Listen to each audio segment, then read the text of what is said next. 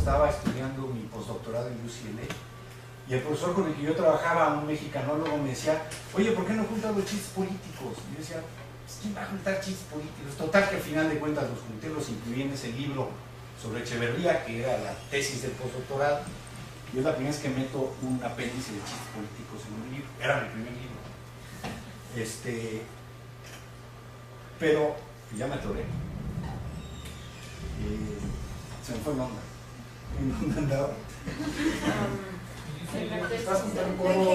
Ahí está. De lo ingenioso. En aquel entonces, la investigación la hice, la mayor parte nació en México, y el libro lo escribí entre una estancia muy larga en la frontera, porque viví 20 años en la frontera, pero básicamente casi todos los chistes y información del libro salen de investigación en la Ciudad de México. ¿Representa eso el chiste político que hay en todo el país? ¿Quién sabe? Porque los chistes me los iba encontrando de repente, ¿no? Representa el estrato social del cual yo estudiaba los chistes. Por ejemplo, en alguna ocasión decidí tratar de correlacionar chistes con condición económica. Difícil, porque a partir de Echeverría, de 73 para acá, la crisis no acababa. Y entonces prácticamente casi todos los chistes que yo tengo cubiertos, aunque aquí hay chistes desde la colonia, pero casi todos los chistes, o la parte mayor de los chistes, es en condiciones de crisis económica. Lo único que puedo entender es que el chiste va cambiando el lenguaje. El chiste se vuelve cada vez más grosero, el chiste se vuelve cada vez más agresivo, ¿no? El primer chiste de Fox: llega una hija a una discoteca y ya estaba el cadenero. Ya ven, son los personajes bien democráticos, ¿no? Los cadeneros. Y llega la chava ahí y le dice el cadenero, tú no entras. Y dice ella, ¿por qué no? Porque no quiero. Y le dice la chava, usted no sabe quién es mi papá. Dice, ni tú tampoco. Es el primer chiste de Fox, fíjense nada más. Y después a Marta Sagún le decían la dálmata. ¿Saben por qué? Por una perra manchada. Con chistes durísimos, ¿no? Cuando uno se encontraba otros chistes, por ejemplo, cuando López Portillo, uno de los primeros chistes es que le decían el tractor, porque vino a sustituir al güey. Es un chiste ligero, no es un chiste hasta amable, ¿no? Que hablaría bien de López Portillo. Un poco el optimismo del que está llegando frente al pesimismo del que se va. Entonces, los chistes van agudizándose, se van agravando, pero en aquel entonces se consideraba que a los jóvenes les interesaba muy poco la política. Que los jóvenes que se acercaban al poder era porque los partidos los jalaban para pegar cosas, para ir a repartir volantes en las calles y lo demás. Y no había una manera de entender qué tan activos estaban los jóvenes. Surge el internet y de repente los chistes empiezan a circular por el internet con una velocidad impresionante. A mí me llegaban muchísimas colecciones que cuando uno veía el thread, la universidad tal, la universidad tal, la universidad tal, pasaban los chistes por muchas universidades. Los jóvenes empiezan a sacar o a presentar su participación política ya en un instrumento mucho más propio de ellos, o si no propio, un instrumento que ellos escogen y que adoptan, etcétera, ¿no? De nuevo, eso es lo que no entendió Peña Nieto y el PRI sobre el Twitter y sobre el Ibero y lo demás, porque siguen pensando en el paradigma anterior de los jóvenes. ¿Qué sucede? Que entonces empieza a cambiar el chiste y empieza a darse otro tipo de expresión. Encuentro muchos chistes viejos que se adaptan con nueva tecnología, me los ponen en PowerPoints, que son cansadísimos de leer, pero que están muy bien hechos, están muy ingeniosos y lo demás. Y luego empiezan a ver cosas como estas. Este es un chavo que cuando la editorial le habló, porque lo incluimos en el libro, no daba crédito que le iban a pagar por eso. Pues la editorial no se atrevía a publicarlo por el tema de derechos de autor. Y entonces el cuate, cuando yo le digo, bueno, ¿qué quieres? Me pidió 2 boletos para un concierto. Y me decía, o sea, mira, te van a dar una lana y libros si quieres, no boletos para conciertos, porque él no creía que iba a tener por ahí. Entonces empieza a cambiar el discurso, empieza a cambiar el lenguaje. Empiezan a recuperarse los chistes. Por ejemplo, en la campaña del 2006, Muchos de los chistes de López Obrador que circulan por internet son chistes viejos y son chistes que ni siquiera le quedan. Hay un chiste que ha dado la vuelta muchísimo, que dicen, a ver, creo que es el primero de la Madrid. A de la Madrid le decían el licuado de 20 pesos. No, de 10 pesos, porque el de 20 lleva huevos. Se lo ponen a López Obrador, que era exactamente lo contrario de la imagen de López Obrador. Pero era un poco poderlos armar. Ahora sí vamos a pasar, ¿no? Este que a mí me parece que es una genialidad.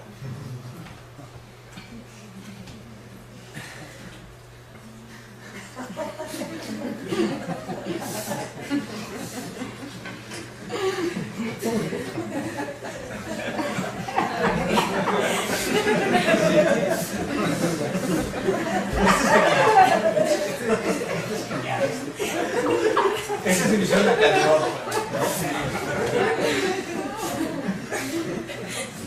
Que decían con Fox, ya ven que mochó el águila del escudo, que en realidad la propuesta de él era poner una foca, porque tenemos el agua hasta acá y seguimos aplaudiendo.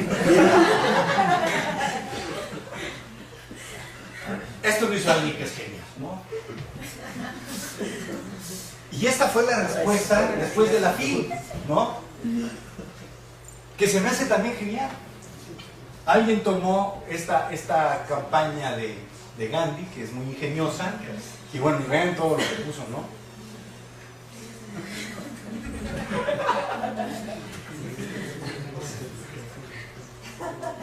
Este lo han readoptado mucho, me das pena.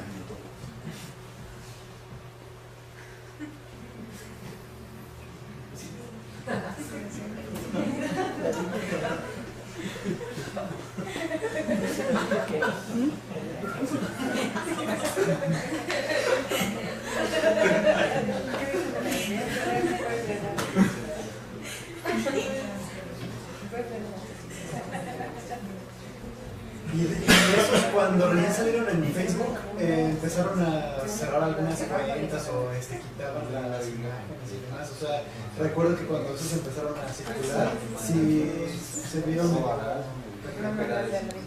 estos. Hay ahorita toda una discusión, ¿no? Sobre, yo me estoy aprendiendo cosas esto de Twitter, los bots o no sé qué cosa, ¿no? Se toma una discusión ahorita sobre la capacidad que tienen para desquiciar y para distorsionar las expresiones supuestamente libres que había en el Twitter, ¿no? Bueno, ¿qué se puede esperar de un régimen autoritario que define autoritarismo, ¿no? Y esa es una última nota que quiero mencionarles. El autoritarismo es un sistema donde hay un régimen de libertad, donde hay actividades políticas sistemáticas, pero donde las libertades se manipulan arbitrariamente. En un régimen autoritario como el mexicano hay elecciones siempre, pero la libertad de votar, la libertad de expresión, las libertades se pueden manipular. Entonces de repente en una elección puede haber fraude electoral y de repente en otra elección puede no haberlo. De repente podemos encontrar a un juez, a un magistrado de la Suprema Corte que se vende, un caso escandalosísimo de una violación de un niño, y a un juez que esta semana lo corren por prepotente. Solo en este país corren jueces por prepotentes y todos son, ¿no? Ese es el autoritarismo. Entonces, en un régimen autoritario, por supuesto, lo que van a hacer es empezar a cancelar cosas. Alguien me decía, y es una cosa que todo el mundo dice, los mexicanos se ríen de todo. Pues no es cierto. Y son los que más se ríen, tampoco es cierto. Se ríen de la muerte. Yo les dije, yo nunca he ido a un velorio a ver que alguien está atacado de la risa, ¿no? Ni siquiera el Día de Muertos. ¿Por qué la gente se ríe en los velorios y por qué la gente cuenta chistes en los velorios? Porque el humor remueve los humores y de esa manera logra hacer una catarsis. Entonces, frente a la tragedia, la catarsis logra que se salga. Hay un libro interesantísimo sobre chistes en los campos de concentración en el Holocausto. No es que los judíos estuvieran atacados de la risa porque los estaban matando, era simplemente que era un mecanismo de liberación y era un mecanismo catártico. Es una reacción frente a la tragedia Y entonces el chiste va a convertirse en eso. No nos reímos de todo. Los mexicanos son los que más se ríen, entonces tratar de encontrar una tipología que me permitiera acercarme a la realidad del chiste. A ver. 1. Yo encontré que en los regímenes más abiertos, en los regímenes democráticos, pero por eso digo más abiertos, como Estados Unidos, como Francia, el chiste abunda, hay mucho chiste en televisión. En Inglaterra inventaron los peluches, que después llegaron a México y no hubo peluche presidencial. Sí había peluche de Fox. No, peluche no, en el privilegio de mandar sí, pero peluche no había. Privilegio de mandar es otra etapa, ¿no? En esos regímenes, en Estados Unidos hay un grupo que se dedica a contar cuántos chistes se hacen. Todos los comediantes de la noche, Jay Leno, Letterman, Stewart, Colbert, todos estos, a tiro por viaje hay un chiste presidencial todas las noches. Bueno, no tanto, Stewart no tanto. Contaron más de 1000 chistes en un año. Entonces, la diferencia es que uno, por ejemplo, en Estados Unidos se encuentra que hay profesionales que escriben chistes específicos para la tele. Y en México, Echeverría pensaba que el Grupo Monterrey, esa parte de la de Quemocha, que el Grupo Monterrey le escribía los chistes. Monsiváis coincide con Echeverría y los dos se equivocan, porque los dos dicen que Carlos León, que no escribía chistes, que era epigramista, ya casi no hay epigramas en México, que era epigramista, pues le pegaba todo. Pero entonces decían Monsiváis y Echeverría que el Grupo Monterrey había contratado a Carlos León para hacerle chistes, lo cual era falso. No podían aceptar que eran versiones bien libres. Entonces, en los regímenes más abiertos hay muchísimo más chistes y que llegan a los medios masivos. En los regímenes autoritarios los chistes son menos, no llegan a los medios masivos, pero generan un impacto mucho más fuerte. En el régimen abierto mucho menos. Y en los regímenes totalitarios los chistes hay, pero son chistes que están prohibidísimos. En la Alemania de Hitler habían tribunales especiales para aquellos que le pusieran como nombre a su perro Adolf.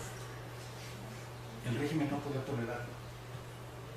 En esos regímenes totalitarios el humor estaba prohibido. Les cuento un chiste con una anécdota. Pues presenté el libro en Veracruz y a mí alguien me dijo que a lo mejor llegaba el gobernador Herrera, el de antes, ¿no? El de ahorita. En el inepto de antes, no el inepto de ahorita, ¿no? Fidel Herrera. Y yo lo veo porque la mesa estaba así enfrente de la entrada y lo veo que viene con una copia del libro así en el brazo tarde y prudentemente se sienta así hasta atrás. Y yo, para provocarlo, le digo, les voy a contar un chiste de Fidel. Y nada más hace así. Le digo, no, gobernador, no de usted, del que está ahí enfrente, de Fidel Castro.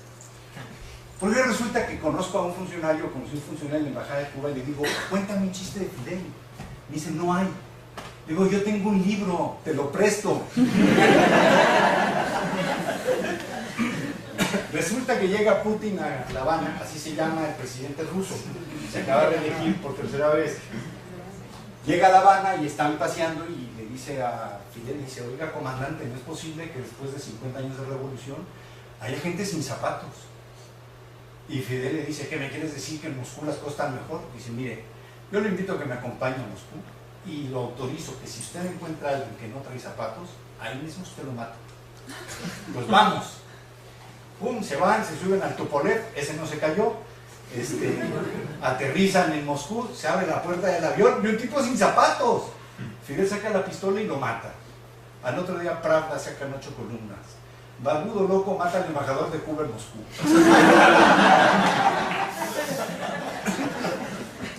El régimen autoritario es un régimen que permite mucho menos el humor, mucho menos la libertad. Déjenme ver si hay otra imagen.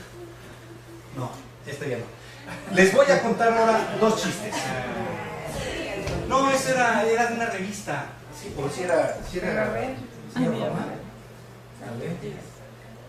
Ah, no, sí, ese chiste.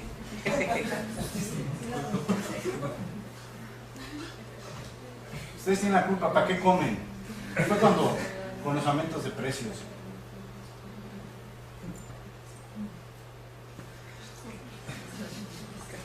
Ya, les voy a contar 2 chistes. Pero eso tengo que escribir. ¿Cómo le hago así nomás y ya sepan ustedes? No, mejor la apagamos, ¿no?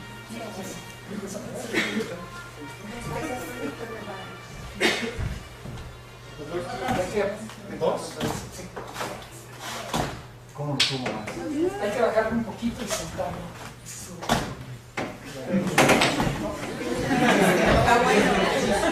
Yo soy politólogo. Yo soy politólogo pretecnológico, así que a mí no... Les voy a platicar primero el examen de admisión de Calderón al PAN. La pregunta era una pregunta de lingüística aplicada que había que decir, la dice en inglés. No sé. La segunda de geometría avanzada, que un cuadrado había que dividirlo en 4 triángulos. Y la de matemáticas avanzadas, que había que hacer la tabla de 9. Ese no sé, Echeverría. Sí, está aplicado a varios.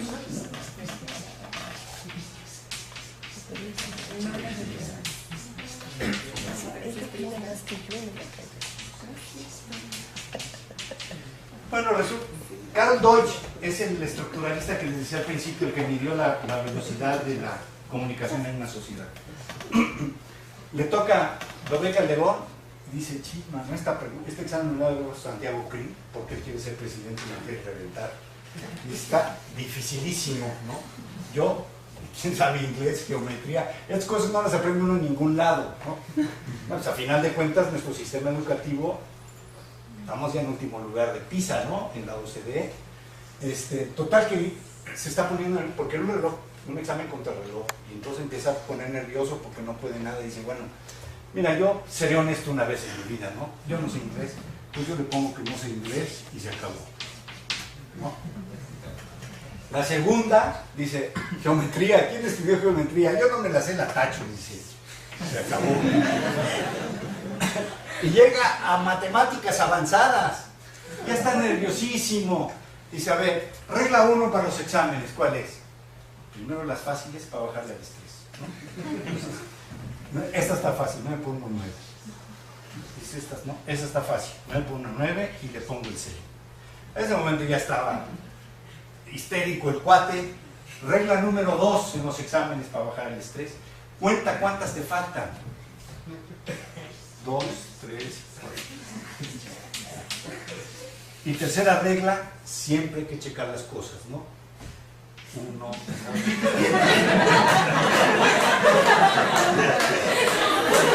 Y le firma, ¿no? Felipe Calderón. Ya venga a hacer unas firmas así larguísimas. Llega el instructor a ver el examen, lo ve, bien, bien, bien, bien. 10, este va para presidente.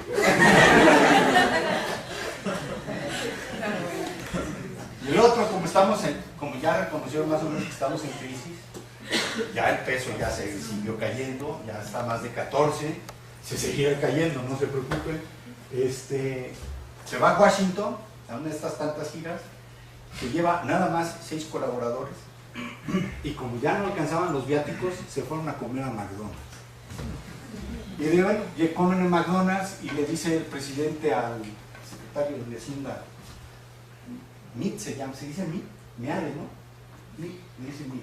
Le dice, bueno, secretario, por favor, cheque usted la cuenta cuánto nos toca. Y dice, a ver, señor presidente, son 28 y somos 7.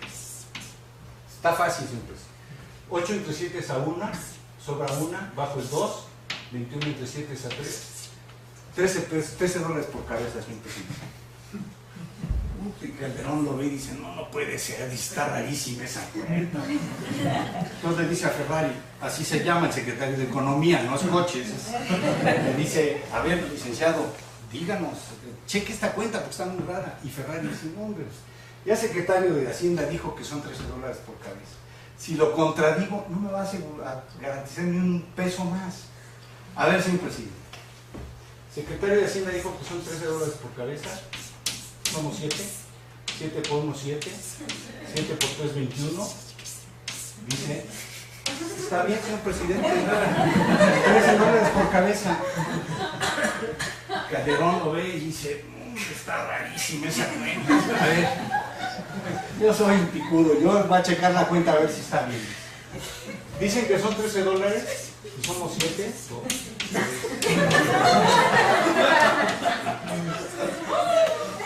Dice 3, 6, 9, 12, 15, 18, 21, 22, 23. Está bien, pongan su parte.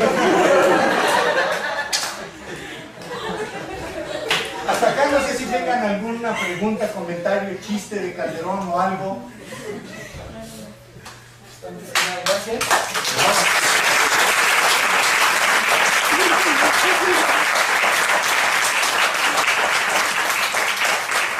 ¿Algún comentario, algún chiste, alguna pregunta?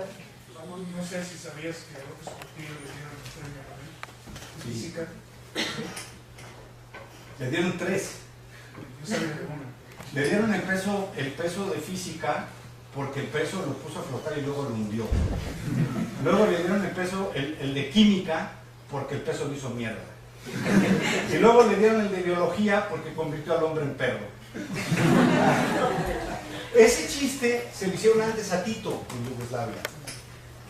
Es lo que les decía, que son chistes que se van recuperando, ¿no? O sea, el premio Nobel a 15 lo...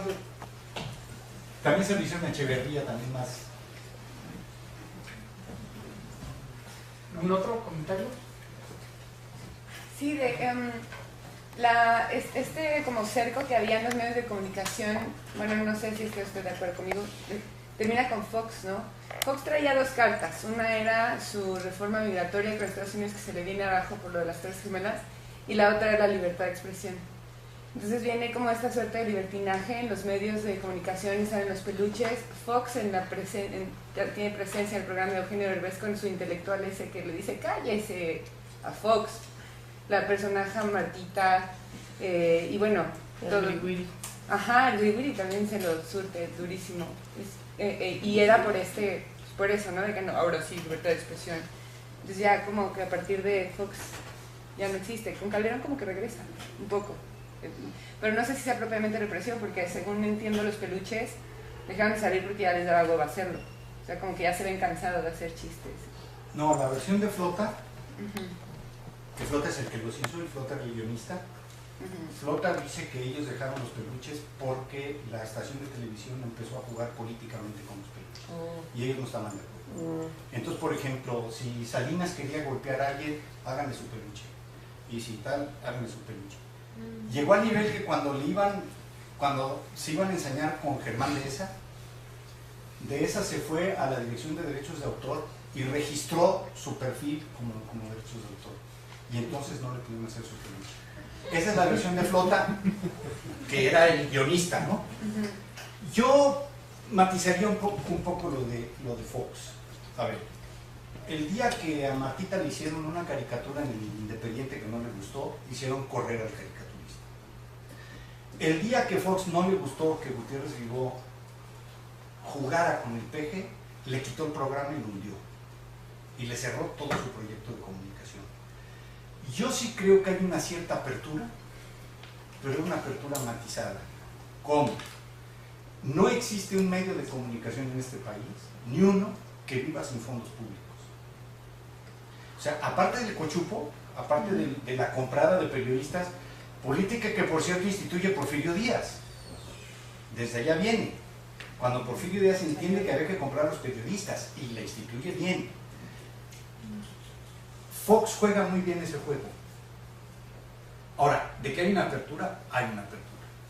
De que, por ejemplo, el privilegio de mandar, donde ahí sí se aparece Fox, que es una concesión de Fox, yo diría que es un buen negocio de Televisa. Martita, si te refieres a la imitación de Raquel Pankowski, yo creo que Raquel descubrió que era su sexenio. El de Raquel, ¿no? Ella, no sé cómo descubre el parecido, hace el personaje en contra de los deseos de los Pinos, fue a los Pinos, habló con Martita, hablaron pero no se entendieron, y era claro que Raquel de nuevo era su sexenio y que ella iba a seguir haciendo el personaje. Pero Los Pinos nunca estuve de acuerdo. Lo que sí estoy de acuerdo contigo es que ahí tal vez no jugaron a la represión más burda, ¿no? Y también estoy de acuerdo contigo que hay una represión con Calderón. Hay una anécdota que un día contaron los caricaturistas de La Jornada, porque en la época, en los 80s, La Jornada, que era un periódico todavía más radical que ahorita, tenía un sindicato fuerte y lo demás, le pegaban mucho a Salinas. El Fisgón es el que apoda a Salinas como Salinas Recortari, porque hacen un primer programa de recorte de gasto público, y le hace una caricatura donde le ponen unas tijeras así grandísimas como si fueran orejas. Ojo, el tema del físico para Salinas era muy fuerte, ¿eh? Sí. Dicen que Salinas le decían el químico, porque no tiene nada de físico. Y le molestaba mucho Salinas. Salinas usaba unos zapatos con Eso lo podemos usar en la computadora. ¿no? Y cuando llegaban los secretarios a las fotos, los secretarios se tenían que hacer así para no parecer más altos. O sea, le molestaba. Y el Fisgón a lo mejor se le ocurrió. El caso es que ya para la sucesión presidencial, Salinas intenta el acercamiento. Al Fisgón lo invitan a una cena a la cual se niega a ir. Lo invita a la directora del periódico. Manda el cartón como regalo. Imagínate, ¿no? O sea, te invitan a cenar para hacer las paces y se las rayas otra vez, pero haces el Fisgón. Y después la gente de Salinas se les acerca a todos ellos y les dice que qué quieren. Entonces uno dice que quiere un teléfono, en aquel entonces era una bronca conseguir teléfonos, otro quiere una moto, y cada uno pide cosas así extravagantes. Al día después de la elección aparecieron los regalos en las casas de todos. Una moto de este tamaño, un teléfono de este tamaño, ¿no? Ya la guerra estaba declarada. Aquellas épocas de PRI eran mucho más duras, pero sí creo que con Calderón tenemos una regresión. Otra pregunta. Usted lo que analiza es el fenómeno del chiste como tal, pero ¿qué hay de las consecuencias? Es decir, cuando fue lo de la FIL, no pasó una hora en que ya internet estaba lleno de chistes de lo burro que puede ser Peña Nieto. A mí me parece que el chiste minimiza la gravedad del asunto. Es decir, deberíamos estar asustadísimos, alarmados y muy enojados de que una analfabeta funcional pueda ser el próximo presidente, y lo que hacemos son chistes. Entonces, la pregunta otra vez, usted analiza el fenómeno chiste, pero ¿qué hay de las consecuencias? No, el chiste no es, a ver, el chiste es un mecanismo de corrección, no es revolucionario. El chiste lo que hace es decirle a los políticos lo que le molesta a la gente. O sea, a la gente le molesta eso, que un analfabeta funcional sea presidente, le molesta a la gente. Por eso los chistes. Y hasta allí, porque tú no tienes ninguna garantía de que el político efectivamente escuche el chiste o te haga caso de lo que voy a hacer del chiste. Consecuencias. No sé, les voy a contar una anécdota. Un día presenté un libro en el Ibero.